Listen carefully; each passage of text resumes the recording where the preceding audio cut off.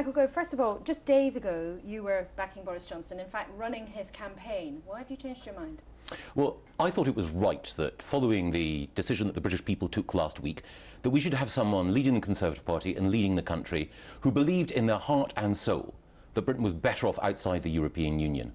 And I hoped that Boris Johnson would be someone who could ensure that the government followed the instructions of the British people and also build and unite a team around him in order to lead this country forward. And Boris is an amazing and an impressive person.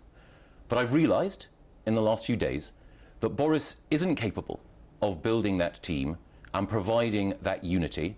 And so I came reluctantly but firmly to the conclusion that as someone who had argued from the beginning that we should leave the European Union, and as someone who wanted to ensure that a bold, positive vision for our future was implemented, that I had to stand for the leadership of the Conservative Party.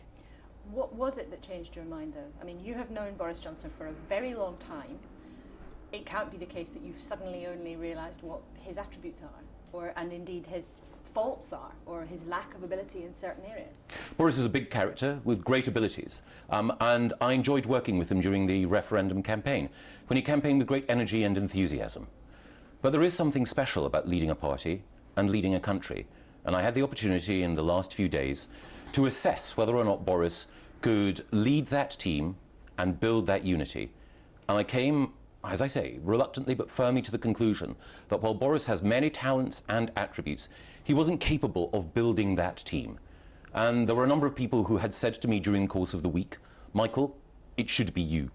I reflected on those comments. I reflected on the individuals who'd made that case. And I came last night, as I say, with a degree of hesitation, but ultimately believing that this was absolutely the right thing to do. I came to the conclusion that it was necessary to put myself forward. We need, leading the Conservative Party and the country at the moment, someone with experience at the highest reaches of government. We need someone who believes in the British people's verdict that they delivered last week. We need someone who can appeal to and unite individuals who argued that we should leave and who also believed that we should remain in the European Union. And already today, I've had support from colleagues across that spectrum and indeed from outside politics that confirms my belief that I was right to stand, to offer myself up for election, and allow my colleagues in the Conservative Party to make a judgment about whether or not I am right to lead. And what kind of Prime Minister would you be? I mean, what would your priorities be? I would want to be captain of a strong team. The first thing to do is to recognise that we need to draw on all the talents that the Conservative Party has. Indeed, we need to draw on all the talents in the country. I want to lead a government in which people with wise heads and generous hearts work together in order to ensure that the decision that the British people made on the European Union is honoured. That means that, first and foremost, we need to take this country out of the European Union and into the world.